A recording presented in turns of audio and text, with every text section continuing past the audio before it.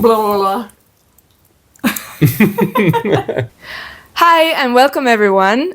Today I'm speaking with Mauricio de Luca, and I actually would like to let him present himself a little bit, so I'll give you the word straight up. Hi, well, thanks for bringing me. It's super motivating being here, and I really like talking to you since we met so long ago and you're a close friend, and I'm glad to be here. I am Mauricio. I don't know what to say about me. I'm a barista mainly. I work in coffee since around 8 years, more or less. And I come originally from Venezuela, but I've been working in Spain 8 years, actually. I started learning in coffee and stuff in Venezuela, but I've developed as a professional here in Spain. And now I run a coffee shop. I have my own coffee shop. Dosis Cafe. We opened 2.5 years ago. I'm also a kind of barista trainer, and I'm also an advisor for new coffee shops opening. And I am the brand ambassador for 2 different brands. Alpro, which is like milk, Alternative, like alternative milk, dairy exactly. alternative. Milk, exactly, plant-based. But for baristas. And also a Slayer that's espresso machines. Okay, okay. Oh, you took it basically all of my out of my mouth, I think. So yeah, I think the key aspects for me were the coffee shop, right? Which is super interesting, the process of opening a coffee shop. And I think one little thing that you missed is that recently you actually started to be a podcaster as well. Yeah, too. Forgot about it. Yeah. Unraveling some inside information about the specialty coffee scene, and you were a judge for the Specialty Coffee Association in the Latte Art Championship this year. Yeah, this year, and that was really nice because it was the first time for me judging for the SEA, but also it's the first competition after a long period of no competitions at all, Okay. So it was really nice. And yeah, I'm a podcaster now since I have the Specialitos podcast, which is based on specialty coffee mainly. Exactly. And I think we're all burning to know, where did this passion for coffee start? Like, what's your first touch point? Well, I've been a heavy drinker of coffee since like 14 years old, I come from a Italian root family, based in Venezuela, of course, but my grandparents were from Italy, and the espresso has been always in my house at the end of the table, at the end of the lunch, after dessert, always there comes the espresso, and also in the morning before school, my mom who used to make me coffee, like, yeah, for sure, 13, 14 years old. Not even earlier? Come on, you can say it. Totally. So yeah, I've been drinking coffee a long time ago. And when I was in the university in Venezuela, I was studying marketing and advertising. And I saw a barista course, just, like a coffee shop in my city town. I was opening a course for baristas, and I was like, okay, let's make it just out of curiosity. I mean, everyone already loves coffee, so I think someone that is interested in the bare minimum of it is like, okay, what about it can I learn that I don't know yet? Exactly, right? exactly. At that moment, I just knew it was like a brown powder that tastes good and that gives me energy. Let's see what's behind it, And I think that's something that a lot of people still think, right? Like some that don't know yet about the depth of coffee would still describe it like that. And that's fine, but yeah. Yeah, totally. So I got in with a cousin in the course, and my endorsement, I don't know, like, yeah. Endorsement? Yeah, my endorsement grew. Okay. Grew a lot. So after that, I started making more courses. Okay. Yeah, I attended SEA's courses in Caracas, Venezuela, and after that, I went off Venezuela. Okay, and you said you left Venezuela like 6 years ago, right? No, 8. 8, okay. And did you arrive in Madrid straight away? No, I arrived in Barcelona first. There was my brother. My brother is a chef. Okay. So he was the one like that got me into hospitality, you know. He was a chef already. He moved from Venezuela to Barcelona for working. Okay. And yeah, he was very interested in working in the hospitality in Barcelona, you know. It's well known and Super stuff. big. So we can blame him then. Yeah, totally. So I came to Barcelona with him after some months, and I started working in coffee in Barcelona Okay. in a place that's still running. Okay. It's called Oma Coffee. So, You are actually that related to Oma Coffee Yeah. because I've seen you go visit them when you go there, but I thought you just have a good relationship no, with yeah, them. yeah. It's I have to tell you more about it actually, because it's a really long relationship that got in different stuff and stuff. That's really Yeah. nice. Okay, cool. And so when did the decision come up to open Dosis? Like, and how long from the moment you thought you wanted to open up a coffee shop until like the real planning and opening happened? Okay, it started in, I could say, around 1 year before opening. Actually, you know, it was a long process, but there is more to say because I opened a first coffee shop before Dosis. I don't know if you know that. No, I don't know that. But yeah, it is also related to Oma. Okay. I was working in Oma Bistro 3 years straight, and then my boss told me if I wanted to join opening a new shop, more focused on coffee, you know, Nice. because Oma Bistro is more like a brunch with specialty coffee.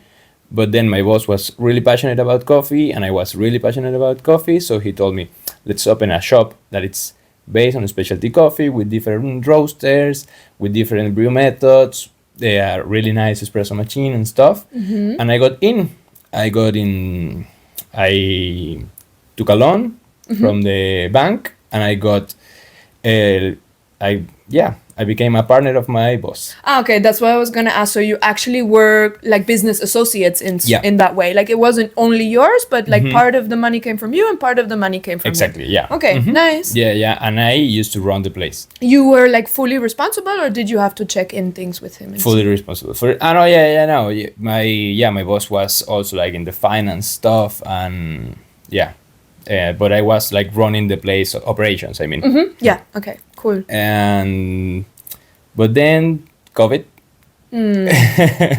Yay. You know, so it was super hard. Actually, we opened straight after COVID. The plan was before the COVID. Okay, and then COVID started, and then after COVID, we opened. Like in, I don't remember it really nice, but I believe around July 2020. okay, I but that's still very early after COVID for Spain, especially. Regulations were crazy. We had to close so many times. Had to work just takeaway. Yeah. And then my girlfriend moved from Barcelona to Madrid because she got in the university here in Madrid. Okay. And then I stayed there alone. My brother also left Barcelona because Really? he also got an opportunity to open a restaurant in Tenerife. Okay. So he moved with my parents to Tenerife.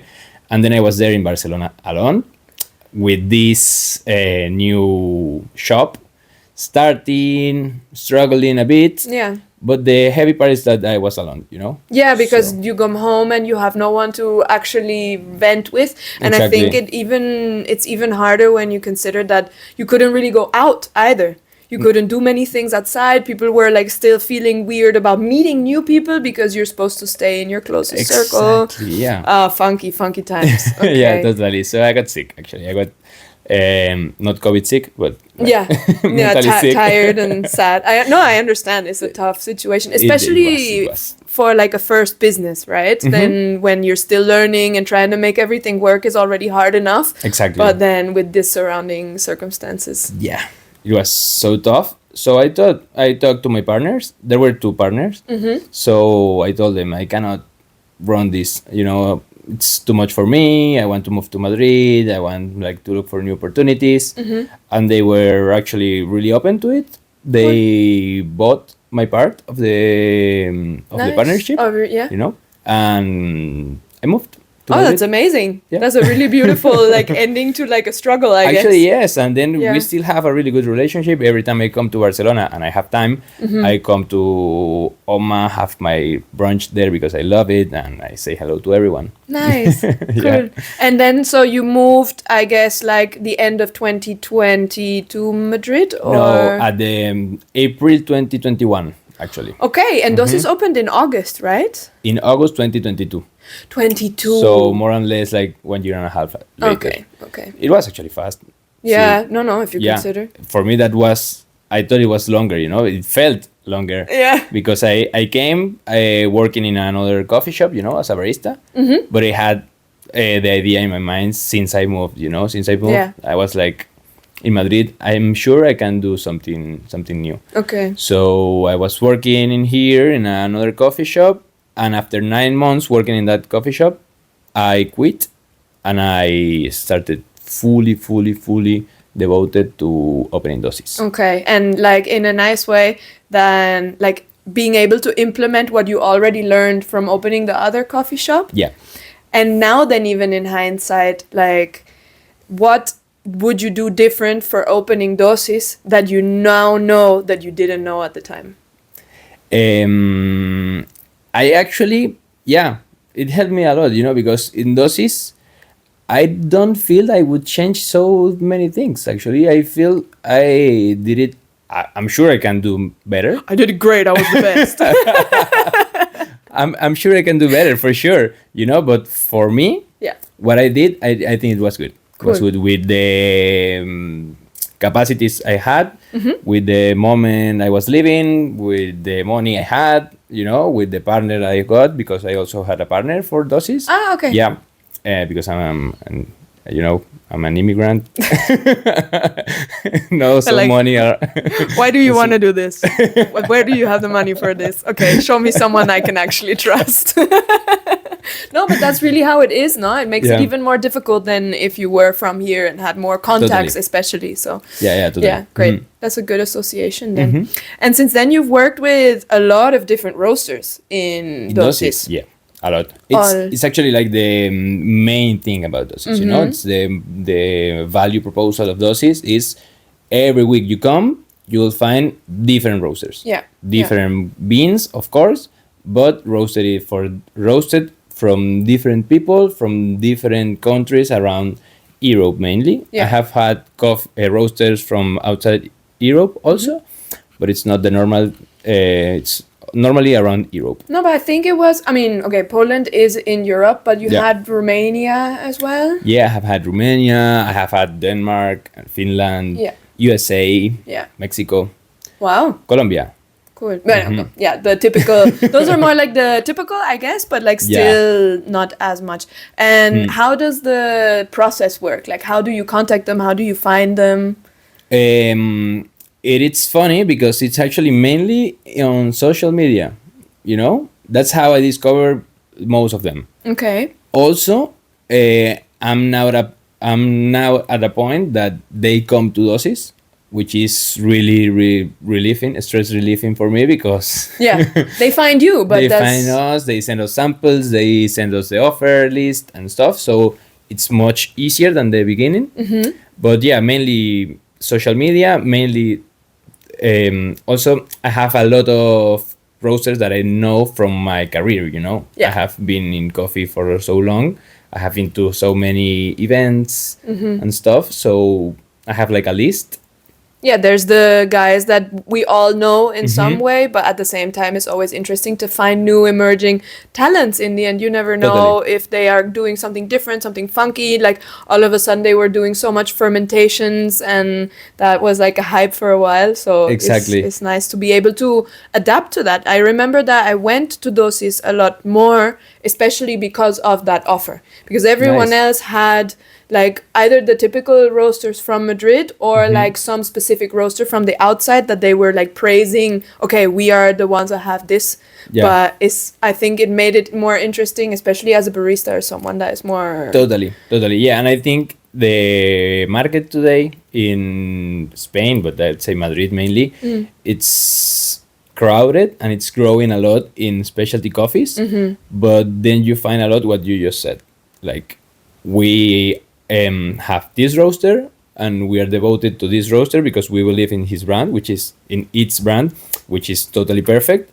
But then as a person who likes to explore, it's a bit boring, you know? Yeah, of course. Yeah, but I mean, there needs to be something for everyone. So exactly. This is just a part And of the market, I guess. Totally. So Nice. those is, yeah, change that a little bit. Cool. No, and I appreciate it.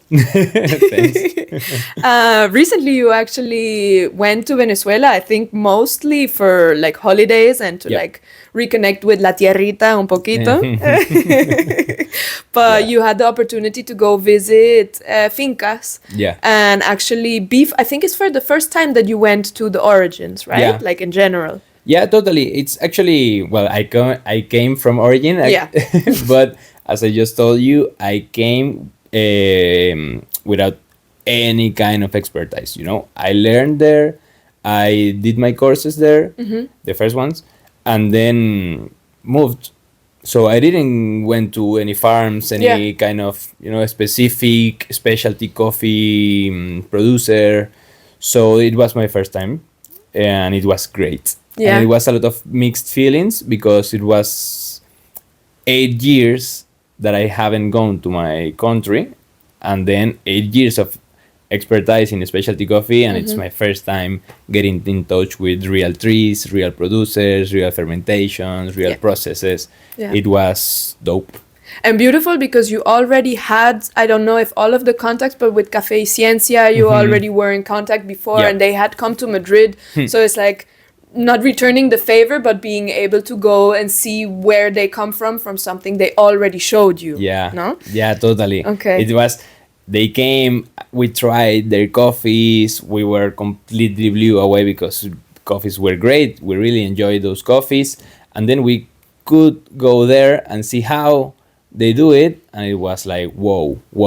And how would you think it changed like your perception on coffee in general from what you've had before, just being able to actually see it with your own eyes? It changed it a lot because as I do what I do in doses, I change roaster every week.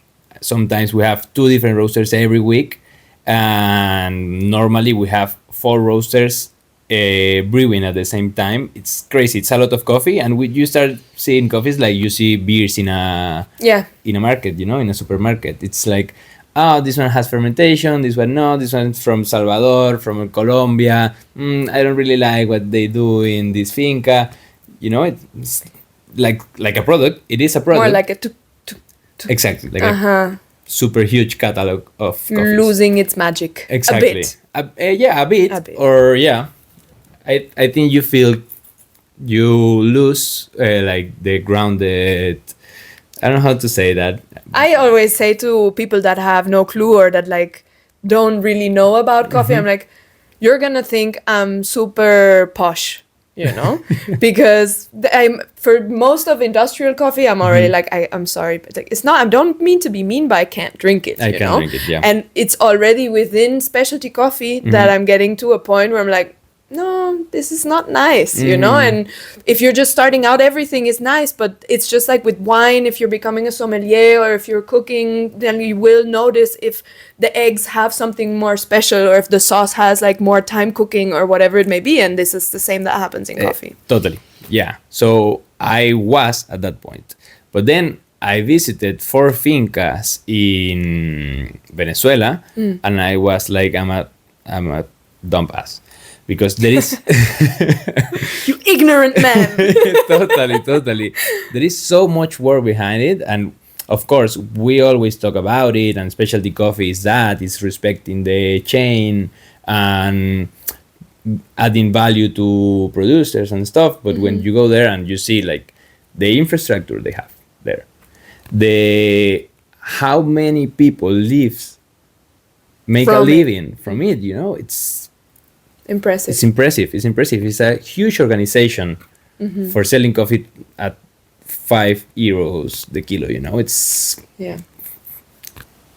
crazy. Yeah, it should be worth more. I mean, just the stock of coffee also has like doubled, I believe, in the last few years, if not more. So like we're gonna see another increase in that probably, but it is mostly luckily due to the fact that people are appreciating it more, and there's more and more science also going into the production and machinery and investments in the end for the fincas as well. Exactly. Yeah. So yeah, that changed my mind, and after that I am actually buying less coffee, but more special. More special, exactly. Nice. More concept, more that roasters that really know what they have in their catalog, you know, because now it's super easy to become a roaster. Like you buy a roaster machine, and you have so many importers in Europe that you get green coffee from them, you roast it, and you sell it 2 times the price. The price. Yeah, there's people taking advantage of it in a sense that have no clue what they're doing. Exactly, and they are selecting the green coffee like, okay, I have to have 1 Brazil, 1 Colombia, 1 Ethiopia, and maybe 1 Indonesia, which is a bit weird.